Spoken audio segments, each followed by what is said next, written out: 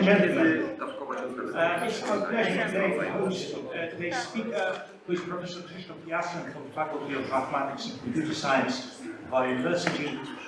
He doubles up in two roles here. His first function is to be the emissary of the Faculty of Mathematics and Computer Science on the occasion of its 30th Jubilee, the anniversary of the formation of that independent unit of the university, in connection with which people from the Faculty of Mathematics and Computer Science go to all the other faculties to give lectures like this one, okay, sharing their knowledge and research with other faculties. Well, the second function is, well, this is also a distinguished professor's lecture, part of our cycle in which renowned scholars from Poland and from other countries come here again to share their knowledge with our faculty and students. Let me ask Dr. Paweł Mleczko to introduce this from the side of the Faculty of Mathematics and Computer Science in connection with the anniversary. As Paweł already said, I am a decent bridge player, so this talk is about bridge. Is that okay with you? Yeah. Right. Okay, so bridge game is a card game for 4 people. So please, 4 of you, 4 volunteers, come here. Let's play bridge, and we'll explain what we are doing to the others. So I think this would be much more fun than what I am really intending to tell you. Okay. Thank you, Leos. Does it work now? Okay. So the real agenda of my talk is presenting now. So I will start on Stanisław Barańczak's remarks or jokes on machine translation. Then I will go to the overview of the machine translation history. Then I will present some machine translation methods, the latest achievements in machine translation, so it will be very, very technical, neural networks, mathematics, statistics, and so on. Is that okay with you? Okay, there will be just some examples. Then I will show you the use of AI tools in the translation process, the tools that, for example, I use when I do some translation. So I will end with the look into the future. There is a plan of a tool deployed at the university, a plan. But there is a name for it. The name is AMU Translator. Do you like the name? Okay. Okay, if you like the name, then it means that it will be deployed. And I will end up with the takeaways and also the translation of this word. The translation of the word takeaways. Okay, so let me start with Stanisław Barańczak on the translation. Stanisław Barańczak is a Polish writer and also a poet who is very creative. He is creative not only in making up stories, making up books, but he's creative in using language. So, and I will just show you some example of humans' creativity on translation.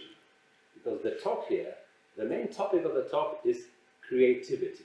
So this is the key word of today's talk. So let us see what creativity may mean in the context of translation. This is an English text, and that can be translated, as Stanisław Barańczak puts it, something like this. So then you can see. I suppose it would be, funny. It is? Okay, thank you. Okay, so another translation by Stanisław Barańczak. Maybe this time I would tell it beforehand. It is supposed to be funny. Okay. Okay, so this is the English text and translated into Polish. Ready? Okay. This is the translation. Okay, thank you. But on the other hand, Stanisław Barańczak showed us in 80s. So in the years of 80s, probably we were just beginners of the of the idea of machine translation, but he warned us against the potential creativity of machine translation. So these are his warnings. This is the Polish. Everyone here speaks Polish. Do you speak Polish? Okay, so you don't have to laugh. Okay. So this is the Polish idea. This is the Polish text translated into English by a potential machine translator. Another possibility, another joke. It's a joke. You know, you don't understand the joke, but okay. But I assure you that it is funny. So this is the translation. Another example. Yeah. Okay, so these are the examples of that. As a matter of fact, I just in a moment I will just present you a bit of history of machine translation. Well, let's say I participated in it kind of Polish history of translation, so I could experience the things like these myself with the system that I created. So Stanisław Barańczyk in late 80s was right and predicted what will happen 20 years later. So let's, as I said, a word about the history of machine translation. So let us assume that the history started in 1984. Some people say that the history of machine translation starts in 1949 with Professor Weaver's proposal for machine translation.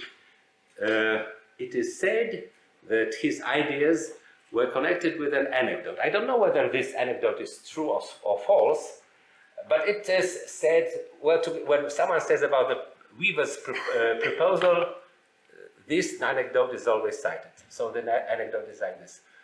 A mathematician bets with a lexicographer, with a linguist. The mathematician says, you know, in my opinion, all the languages are very similar, and it's just translating, is just coding into one language from one language into another. And to prove it, let's do the bet like this. You as a linguist, prepare me a text and just try to code it in whatever way you want. And in a week, I am absolutely sure that I will decode the text. So the bet stood, and the linguist prepares a very simple code because, well, he's a linguist, not a mathematician. He presents a coded text to a linguist, and, well, to a mathematician. After a week, they meet, and the mathematician said, I am very sorry to say, but I lost the bet. I thought that I found the code. I decoded the text, but here is the result, and the result makes no sense. Now the linguist looked at the result and said, it looks that you win the bet, because it is exactly the text that I prepared. It is the text in Turkish. So, well, this anecdote, cited by Weavers, proves that there is some kind of universal meaning that can be coded in any language in the world and then decoded in mathematician way. And that made him propose these memorandum. So cryptographic methods may be applied to machine translation because any language is built of logical meaning, and the translation is just decoding this meaning from the text. Well, some unclear words may be disambiguated with context of N words, and there exists a universal language. There are probably some of you, maybe not all men here, but women are sure to distinguish colors here, so that some here is in green and some sentences are in red. The green sentences are confirmed by future history, and the red one is not. So far, according to my knowledge, people have not managed to find a universal language for all languages in the world. But the computers are very close to do that. Well, this will be described or explained in future slides. So we are back in history, 1945, there is a famous Georgetown experiment. So there is an input in Russian language that is given to the computer, then the computer produces perfect translations in English language. It's 60 sentences, and this is a huge success. There is something below it. This something is that these 60 sentences were very carefully prepared and then verified. So we are now in 1955, and there are some experiments on the computers of this era that shows that the translation may operate on dictionaries of base forms and endings, and translation is possible even with inflected forms. So it looks like quite a complex kind of research. So now we are in early 60s, another revolution in the computer, photocopy score. Well, however, the experiment shows only word-for-word translation depending on large dictionaries, but there is something in the research progress. The meaning of the word may be deduced sometimes from the proceeding of following words, and this idea was then followed, the idea of deducing the meaning of the text on the previous ones was then followed by statistical translation approach. I will say a few words about statistical translation. But then comes 1964, which is famous, or rather infamous, for the ELPEC report. So the original was 1964. There was a committee founded by Ministry of Science, CIA, Ministry of Defense also. This body was intended to do the final estimation of the progress in machine translation, and their findings were very, very pessimistic, as you can see here. Also, they compared the King's system to the one presented at Georgetown 6 years before, and they found out that there is not real progress, rather than that it is a regress. But, well, probably they didn't realize the truth below the Georgetown experiment. So the conclusions were very pessimistic, and they really stopped funding for machine translation from the American government. However, there were some commercial attempts, like in 1964, there was the beginning, the founding of the Cistern system. As a matter of fact, Cistern exists even nowadays, so you can try and find it and even use it for translation, although it is, of course, much different than it used to be in 1968. In 1975, there was a first clear success in machine translation. It was System Material, which translated between forecasts from French to English and the other way back. And, well, as you can see, there are some facts about it. The most interesting one is it is said to have the accuracy of 90–70%. That brings us to the topic of how to measure the quality of the machine translation. Well, what is accuracy and so on. I will just tell you a few words about it. One of the most popular ways to measure the accuracy of machine translation is to compare it to the human translation, treat it as a golden standard. And then there is one of the most popular metrics that compare these two translations is called bleu, like blue in French. And this metric compares parts of sentences of the automatically generated output to equivalent fragments of the golden standard. And usually it is said that the translation is really good if it achieves about 40 points out in the 100 scale. However, it was found that the bleu metric does not correlate well with human judgment. So therefore people thought that maybe there could be a better metric, and in fact in 2022 the company called Unbubble.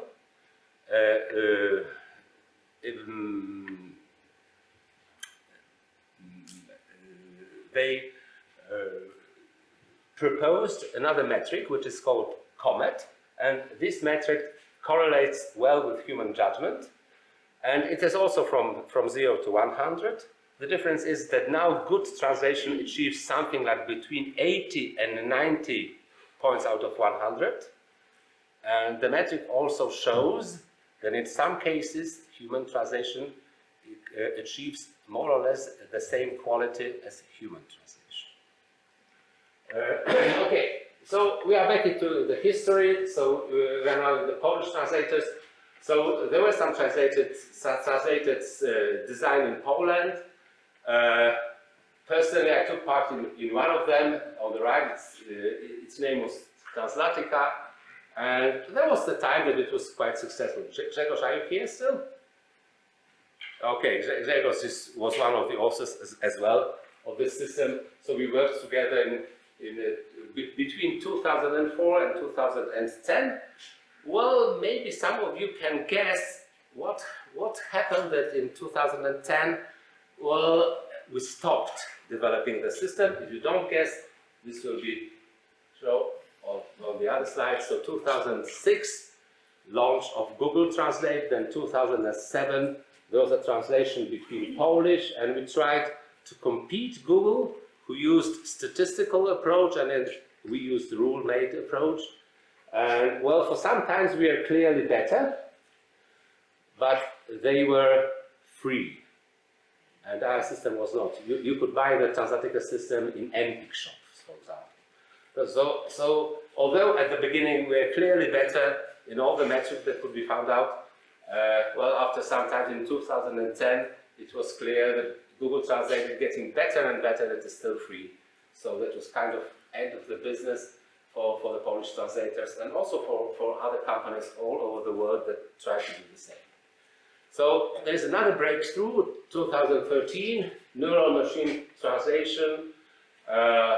Well, probably you know that this was a time that neural networks were again in use in artificial intelligence.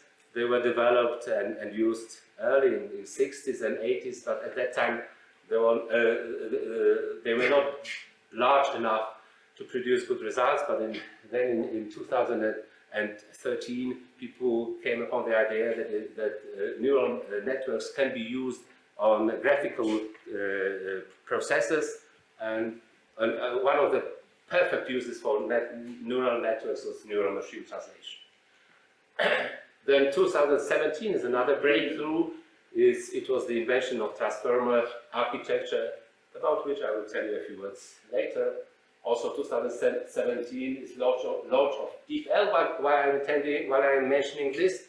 Because DeepL is now presumed the best translator in the world, better than Google Translate. Do you sometimes use DeepL?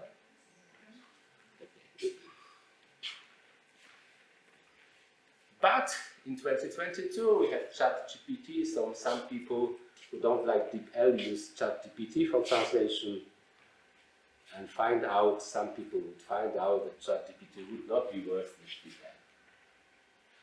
Okay, so now I try to explain how these machine translation algorithms and solutions work. So once upon a time, for example, when me and Grzegorz started to prepare the Translatica system, the main approach was rule-based machine translation. So we tried to use our knowledge of English and Polish in order to code the rules that we know into a computer-readable format, which was a very tiring and hard task. But still, some people still believe that it is possible to create a rule-based machine translation, and in fact, it has its case. The case is if you have a controlled language. So I even am aware of some research that for the rule-based machine translation in a controlled language. But however, as Google showed, the better results or cheaper results you can get by using statistics. And statistic machine translation consists of two components. One of the components is called translation model. The other component is called language model. Well, the first component consists in making alignments between translations. So you have a document in one language, document in another language translated by humans. Then you do the alignment automatically, what corresponds to which. There are algorithms for these. And having these alignments, when you have some new text, you can rely on the alignments in the existing text and statistically find out what is the most likely translation of, let's say, the word Morgan based on texts that have already been translated. On the other hand, you have the language model, which is responsible, once you have these translations, you need to order them with the rules corresponding to a target language. And this is what the target language model is responsible for. So you've got the translation from the translation model, and then you order them into a good-looking sentence by means of language model. In neural machine translation, the idea is a little different. You first try to kind of, let's say, like in an anecdote of linguists. So you have a sentence in a source order. You try to decode it into a representation. It is one step, and the other step is decoding this representation into the target language. Now there are 2 points in this. When you decode the sentence in the target language, you take into account 2 factors. One of them is the source sentence encoded in the representation, and the other thing that you take into account is what you have already generated in the target language. So suppose you as a machine have generated 3 words, 3 beginning words of the translation, and now you are going to generate the 4th word. You take into account what was coded in the representation of the source sentence, but you also take into account the 3 words that you have already generated in order to ensure that the 4th word that you generate corresponds well to the 3 words that you have already generated. So this is more or less how this works, and there is another point in neural machine translation.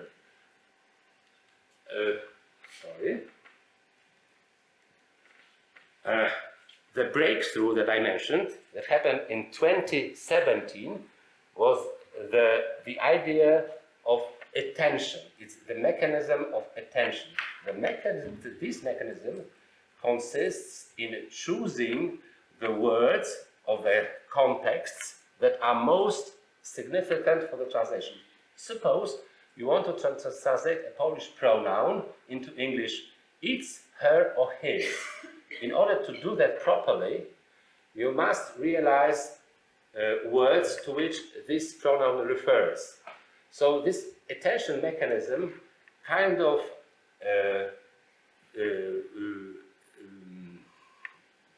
signifies the words that are most important for the translation. And once the words that are most important for the translation, most significant, most relevant for the translation are found, then they got the weight, the special strong weight that is counted in the translation. Then we have large language models. Do I have my phone? Okay. So now there's a time for let's say for a break. Do you have phones with you? Did you switch them off? Okay. So if you did not, we can all use it. Please take your phones and try to write an SMS to someone. So, well, anyway, let's start. Okay, do you have the English language on your? At the moment, I have it set for the Polish language, so I am now changing it for the English language. Do you have this possibility as in your phone as well? Okay. So let's start to try to write something. So I'm starting my email, for example, with the word what. And now I do the space, and here are some suggestions of how to continue my sentence. It's time, love, is. What are your suggestions? Are they the same or different? Is, fine, do. Okay, so they are different. So, well, let's say I will go on. So my first hint was time. My first prompt was time. So I now put it down, and so now I've got what time. So the suggestions in my computer are what time do, or what time are. What are your suggestions? Is. What time is. Okay. So there are. So what we are using now is a language model. A language model is a mechanism that predicts the most likely following word. We have a context, and the language model prompts us how to follow, these contexts to make a most likely sentence, or sentence that sounds good. So now we know how language model works. So large language model is something that predicts the next word, the most likely next word in a context. So for the concept of language models is old. It started in the 80s of 20th century. But only quite recently, the OpenAI organization found out that it is possible to improve the language models in a way so that it could take into account the context of a question given by a user. So not only these two words that I input here in the phone, but also they take into account the question that is asked by a user. And they also use some other techniques, like, for example, reinforcement learning, that is more or less explained here, but I don't think I have enough time to explain it in detail. So, but just a few words. Reinforcement learning is machine learning in which you give punishments, and you give awards for bad behavior and awards for good behavior. So you ask some questions to the system, and then if the system gives you right answers, you give an award. If the answer is wrong, you give a punishment, and in this way you teach the system to perform better. So this reinforcement treatment was applied to language model to train it to respond to our questions better and better and better. And this is why the systems like ChatGPT are performing better and better every day. And of course, we can use, now we can use, as we know, now we can use ChatGPT and other large language models for various tasks, not only for question answering. One of them being, for example, machine translation, as you probably know. So I told you that the breakthrough in neural machine translation, the most recent breakthrough was 2017. So this was the invention of the transformer architecture with the attention mechanism. So, but probably all of us realize that machine translation is getting better and better every day. So what are the latest achievements in machine translation? Here are some examples. So one of the achievements is document-level translation. Rather than translating sentence after sentence, now we translate taking into account the context of the whole document. Here are some examples. So the model that translates sentence by sentence would translate these two sentences into Polish, something like this that we can see on the left side. However, if you use document level translation, we'll get a proper translation that is described here on the right side. And for those who don't know Polish, the difference is the proper inflection. Did you get the meaning? No. After the lecture, I will try to explain it. Okay. So another potential direction or another achievement in neural machine translation is domain adaptation. So these are the examples. On the left side, you can see the wrong translation produced by Google Translate a year ago. From that time, it has improved. And now you have the right translation if you use domain adaptation. So adapting to the domain in which the text is intended to occur. On the flight contextual translation, so you have a sentence to translate, and on the other hand, you have a translation memory. I think that all of you know what a translation memory is, and normally that if you are the scenario that you are familiar is that you have a sentence, and the system finds a sentence that is similar to yours in the machine, in the translation memory, and translates according to the translation given in the translation memory. Here, the idea is very similar, but not identical. Here, the idea is that you have a sentence, and you look in the translation memory for a few examples that are similar to this sentence, and then you retrain your machine translation with these 3, 4, or 5 examples of the sentences that are similar to the one that you are going to translate. And these retraining retraining the whole machine, the whole system with these few examples may affect in better translation of your sentence, as is shown here. So without on-the-fly context, you've got the wrong translation of the word subject, and then you look for similar sentences. In this case, it is only one sentence, but normally it's 3 to 5, and you retrain your model with these 3 or 5 examples, and then your translation is now better. Quality-aware translation is a translation.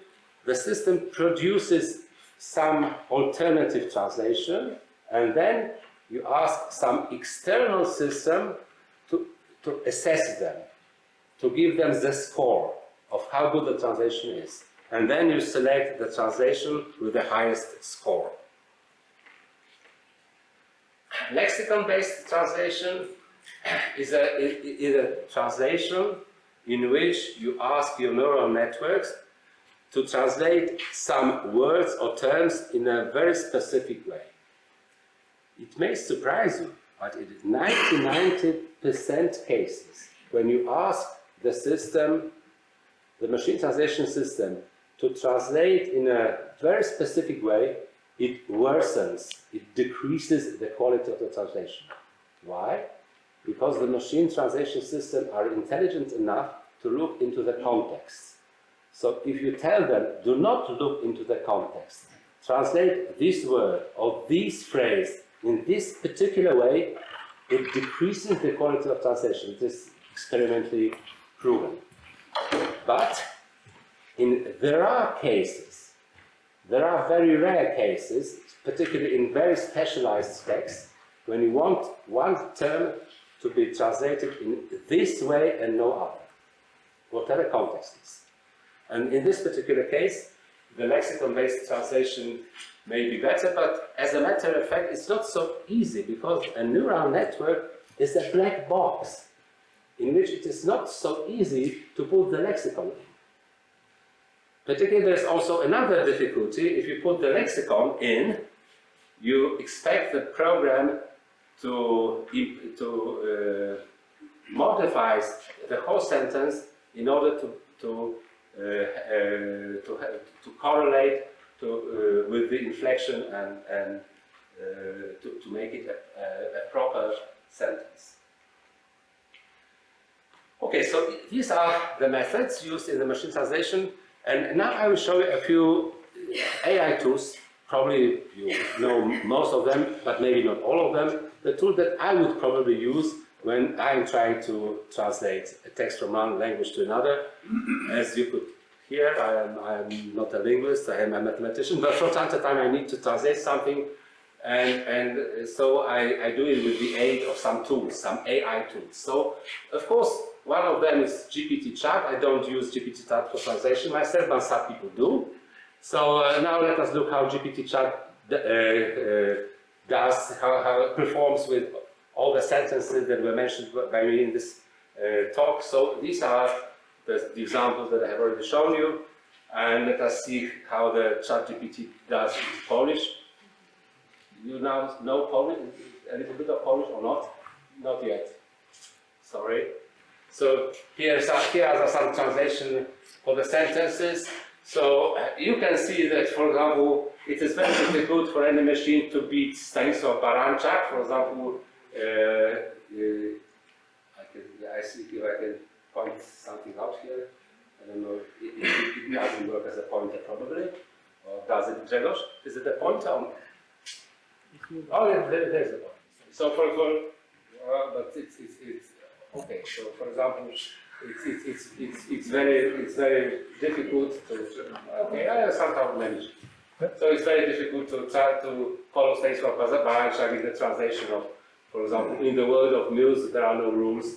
But of course the translation is okay. I would not expect it to translate to here's like a bull in a china shop into literally like you can see here, so probably we would expect it to be better. But so we can see that well, the translation is decent, but not creative. Okay, let us go into deep L. So, okay, so we can see, for example, that the translation of candy is dandy is far from perfect. And well, we can see that there is no creativity here. Again, we have a bull translated into pig, but which is correct literally, but not phraseologically. And well, we can see a document level translation here. This is John's favorite movie. He says it's very interesting, and indeed the inflection here is correct. Translation on unsupervised is okay. So the other translation are good, but well, we can see that if you wanted to translate the audit committee into Komisja Rewizyjna, it wouldn't work here. So, now here we have unbubbled translation. I don't know whether I should read it unbubble or unbabble. I'll leave it to you. So this is a very interesting possibility because it shows you that you can select between various translation mechanisms. So, for example, so I selected only a part of the sentence on the left side, and here is the translation into Polish. And you can see several solutions: Unbubble, Google MT, DeepL, Microsoft, Amazon, and ChatGPT. And you can produce, well, from this Unbubble solution, which is free, and you can just get to the site, to the web page. And you can choose between several translations. Somehow, Unbubble translation always gets 100%, and the other are lower. So, but you can use, and this one is now the translation that I show you is performed by Microsoft MT, but we can see, for example, this one is translation, but I Unbubble. estimated as 100 points. Here's another translation by Google MT, DeepL MT, and you can see that some of the parts are highlighted. You can see this is a very latest solution by Unbubble. That if the solution is not perfect, they indicate the fragment of the translation that is most likely to be wrong. So this is this part, this adjective is supposed by DeepL to be responsible for imperfect score. This is also a prompt. I don't really know what they expect us to change here, but this is the prompt. Well, here we can see the prompt that, well, probably you could change something here if you are a translator. So this is the place where you could look and see whether you can change something here. Here, well, we can easily find out that there's the separation mark, a space between these two words, which is improper, incorrect, and in fact, the system could find out that it is incorrect. Well, this is also a place that probably something can be done in order to improve the translation. So this is unbubbled translation. Language tool is my favorite tool whenever I translate or write anything in any language. Well, in any language means either Polish or English, in fact, in my case. But the language tool is also designed for other languages. So here is a text in Polish. So then I can ask language tool to correct it. And then it gives me several hints of possible mistakes that I've made. Most of them, or some of them at least, are false alarms because, well, I intended, for example, GPT. This was my intention, but it showed me that probably there might be something wrong. But there are really some hints that are given by language tool that I wouldn't ignore. Like, for example, here this is my favorite phrase in Polish that I overuse, and the system tells me, well, in fact, consider changing it, modifying it. This is the hint, and in fact, then I'm really curious why the system thinks that I did something wrong here. So if I am interested in the suggestion of correction, then I just click the word, and this is what I see. So here's the suggestion of how should I correct this phrase into a more correct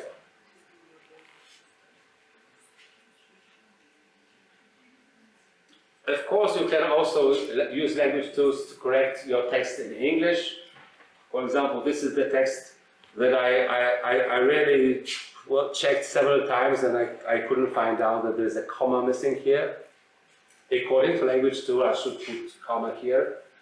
And again, well, I thought it was very wise of me to use the phrase by means of, but the language tool suggests that rather than that, I should use just by, not by means of. Also, you can use language tools for paraphrasing. For example, here is a text. Well, again, this is my text. So I can ask language tool to do some adjustments, adjustments like here. I can ask language tool to do my text more formal or easier. In that case, I just choose a sentence. So I select a sentence. This is a selected sentence. And then here are the alternatives given me by language tool. I really like this. And I bought a license. This is the paid version, as a matter of fact. Okay. So now There's also a tool called Lanico MT. Lanico is a company founded in July 2023. It's based in Poznan, and it's the first spin-off of Adam Mickiewicz University. I'm a co-founder of this company. At the moment, there are 3 spin-offs in Adam Mickiewicz University, but ours was the first one. So the current area of focus is machine translation. And so here is how Lanico MT looks. So you can choose translator, that is all the flight translation, or you can translate the document, and so on. So for example, you can translate a PowerPoint presentation. So this is the translation of the slide that I have already shown. So this is how it looks. So the system can translate the PowerPoint presentation into the one that looks the same with the text in another language. So look into the future. I hope that there is an initiative that will create something, we as Lanico company, together with the university, so together with you, with potential users, will create a tool that can be of use to all employees of Adam Mickiewicz University, all students, and also for professional translators. So this AMU translator is intended to merge the functions of the translation system with the functions of the systems that I have already shown you, that do not translate, but they help us correct our translation. So the idea is, well, this is the idea written in Polish, so I put it into Lanico MT, so this is the idea in English, translated automatically, 100% automatically. So the idea is that it is a system that combines the feature of automatic translation system with the features of a system that corrects the spelling and style of speech. So the translation suggestions are from Polish to English and from English to Polish. And well, the functions of the systems are intended to be machine translation on one hand and correction and paraphrasing on the other. The users are intended to be monolingual, like for example administration, bilingual, like scientists, well, but not professional translators. Well, I couldn't call myself bilingual, but at least I know something of the English language. So, but this is another type of users. And then professional translators, like for example native speakers, who can translate themselves, but then they are given the tools for potential correction. And then translation direction from Polish to English, translation domain, scientific text, general text, legal text, emails. And then functionalities, just in more details. So translation of text typed from the keyboard, translation of documents, also including PDF documents, spelling correction in the source language and the target language. So in one of the use cases, you may just not translate with a system like this. You just use it for your language, just for the correction. But normally, you write the text in Polish, there are some suggestions of correction, you take some of them, then you translate it automatically into the English language, and then again you get the translation of simplifying, for example, or paraphrasing. The use of user glossaries, which as I told you, should be limited to real needs, because otherwise the glossary decreases the quality of translation. Choice of formality tone, like formal, informal. Choice of text complexity, that academic style or simple style. Translation quality assessment, that's what I showed you in the unbubble. So you have a translation, automatic translation, but it gives you a score of only 50 points. So this is a sign, a hint that you should look deep into the sentence and try to retranslate it.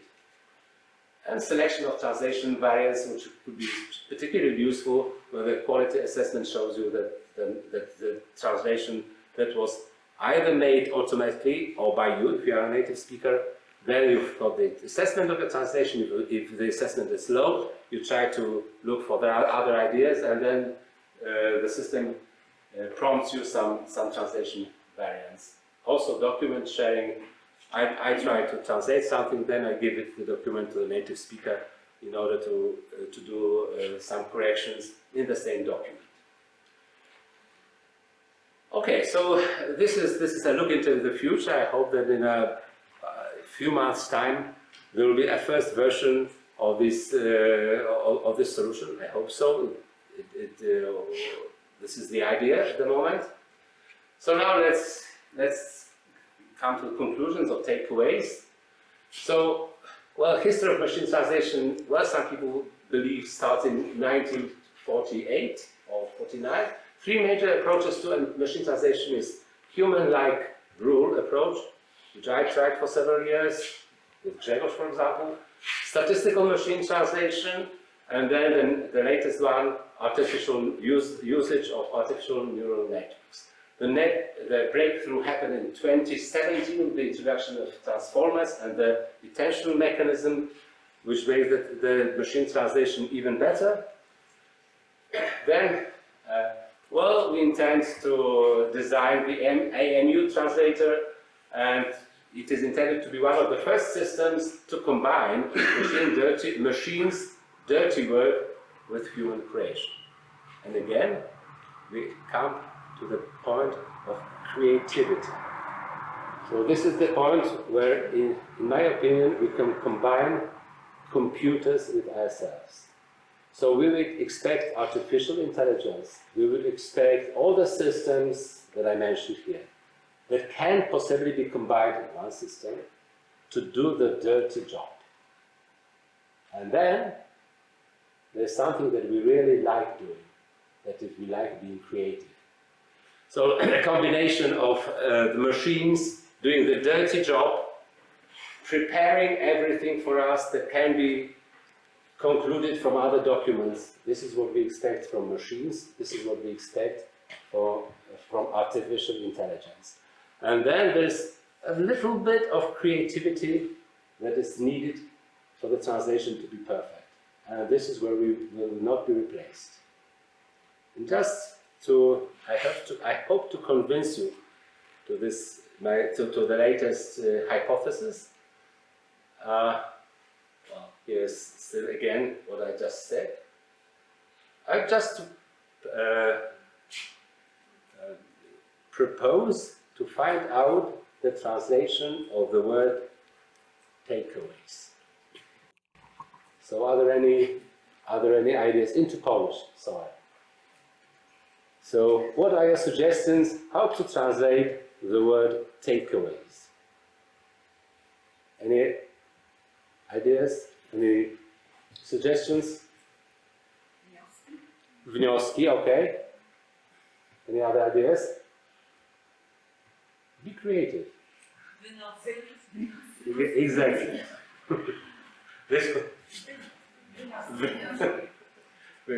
So I think you need to be human to think how to make up such a translation of a word takeaways.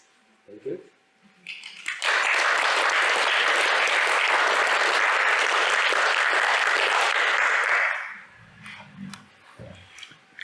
I don't know whether there's a time for some QR question Yes, session.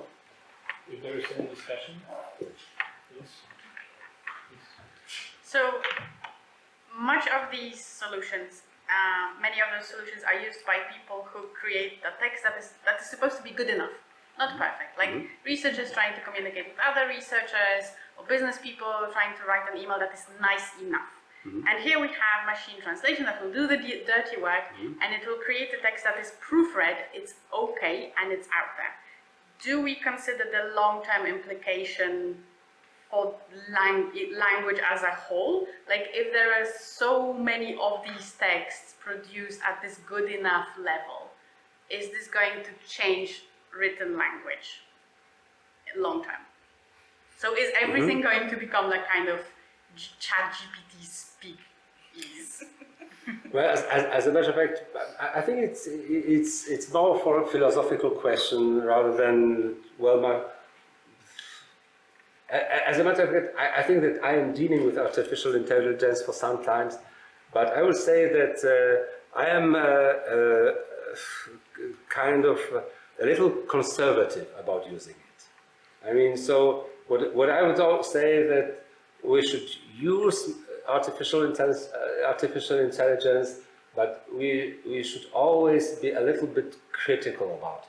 So we should be critical also about the texts which are created by artificial intelligence, and I hope the language will not evolve very quickly with the text generated by artificial intelligence. I hope, but I am afraid that that it may go the other way.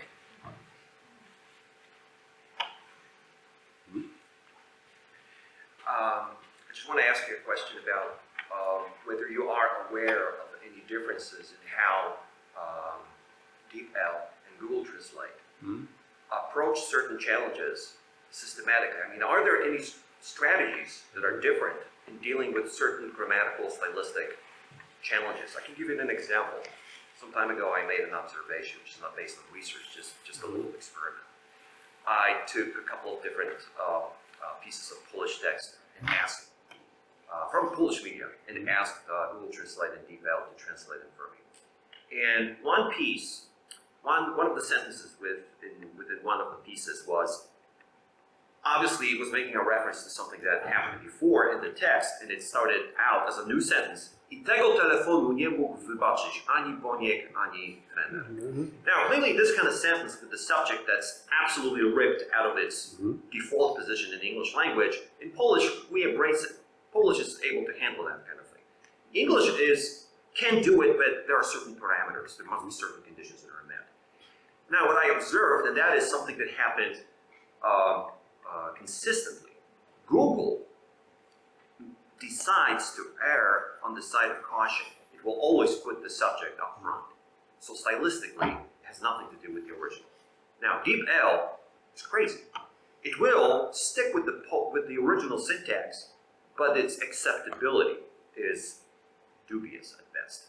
Okay? And I wonder if what stands behind that are some conscious decisions by the people who design these systems, or it's just where's the difference from?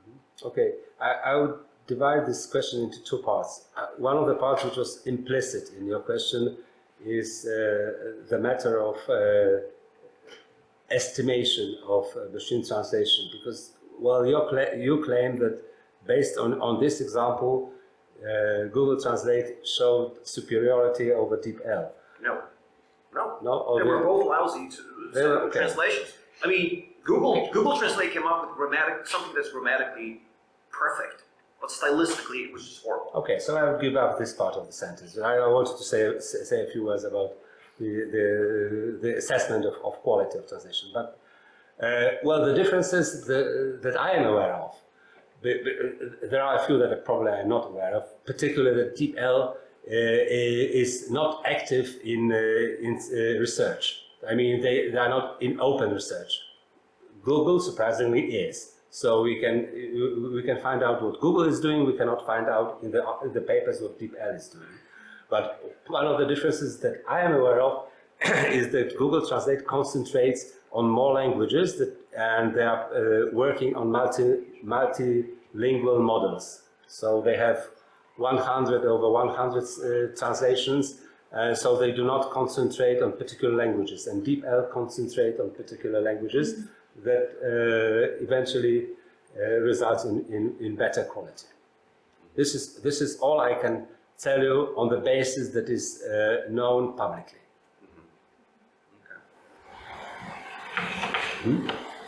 Thank you for a very interesting presentation. I wanted to ask about translator. Is there only to be going 2 languages, Polish and English, or more languages?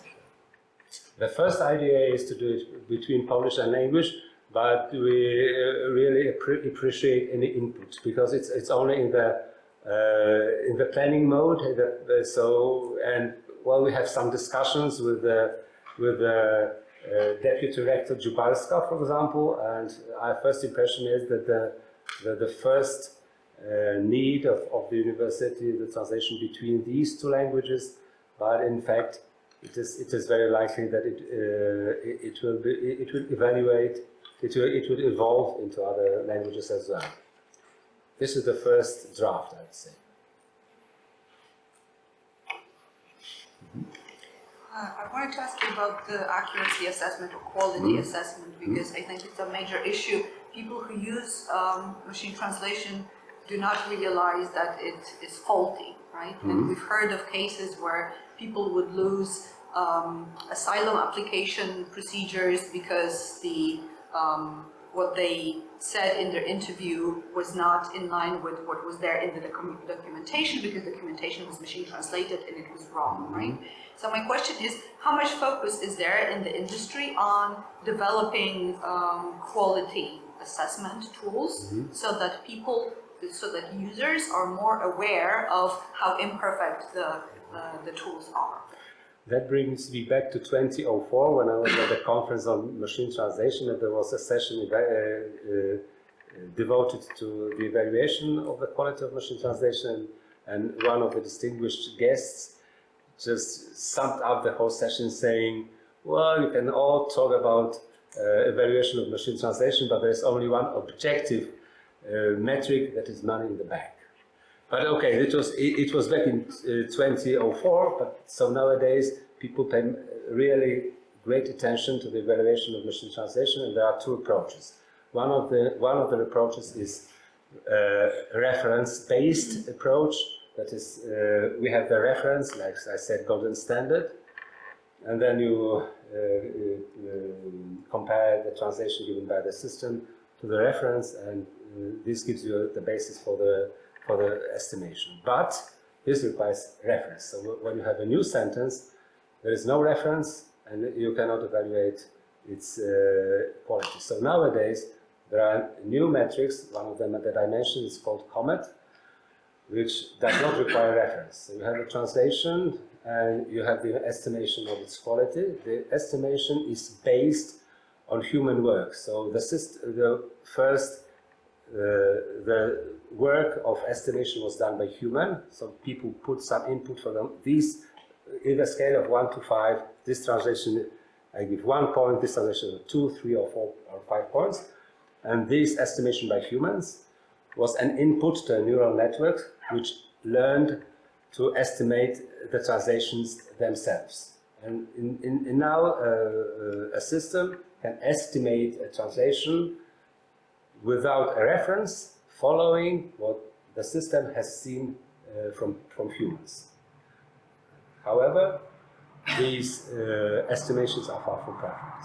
So they will be better and better with the development of artificial intelligence, but they are far from better. We could see, for example, some examples here, but I wouldn't trust in them.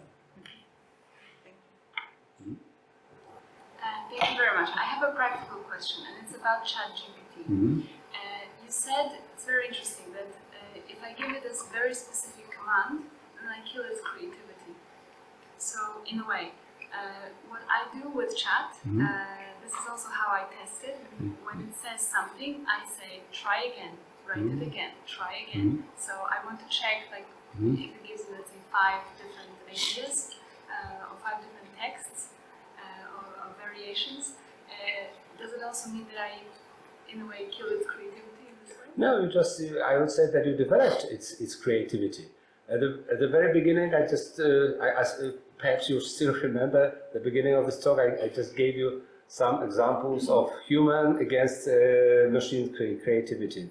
Humans are creative, machines may be creative as well. ChatGPT is one of the solutions that can be creative. In fact, I have, for example, I translated the same text with the ChatGPT, even without prompting him to do the different thing.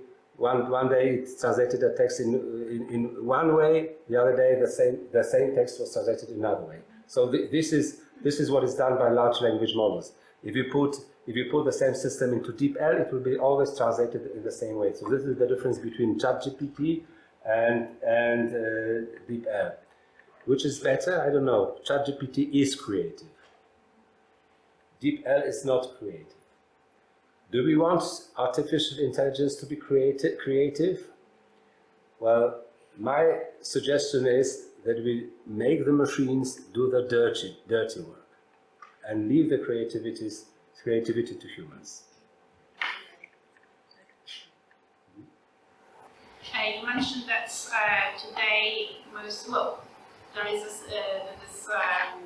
system in which we translate documents rather than sentences. Are all currently publicly available empty tools document-based, or are they? Document-based. DeepL is definitely document-based, but it's still quite recent achievement, quite recent methodology.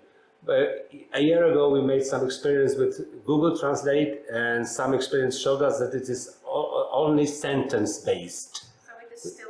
But I don't think it is still sentence-based. I just doubt it, because at the moment, somehow the artificial intelligence, the achievements in artificial intelligence are mostly open. DeepL is an exception. So we know exactly what Facebook does with translation. They have their own solutions. What Google does with translation. So it is open somehow. So we also write papers on ideas in machine translation. So I really doubt it that that nowadays any solution can still be sentence leveled. And I believe they are document leveled, particularly that the mechanism of attention makes it possible to put stress on words in sentences that precede this sentence five sentences before. So it is really possible to take the contents from 5-10 sentences before the current one. I was wondering whether any research is currently integrating the rules methods, at least on the very level, the machine translation capabilities also, or are they totally abandoned and obsolete? Well, I am here, but I shouldn't be here, as a matter of fact. This is the answer to your question. I shouldn't be here. Because at the same time, there is a sitting on the doctor's PhD thesis by a guy from Samsung. So I am a reviewer of this thesis, so I should be there. But I just couldn't because of this talk. And exactly this particular thesis is a combination of a rule-based controlled translation with neural translation. So this is one of the cases. Probably I mentioned it before. The combination of the rule-based methods are still in use in cases of the controlled language. And this was exactly the case for it, because in Samsung, what they are working for is the solutions that suppose this is a TV, and I think, please show me the latest movie with Tom Cruise. So my language is very simple, is controlled, but they expect their solution to work in 100 languages. So what is your language? Native language? Persian. Okay, Persian. So they want this solution to deal with all languages in the world. So if you say the same in Persian, they want the TV to do what you want, but it is a very narrow language, control language, and this is the case for use of the rule-based approach together with the neural approach.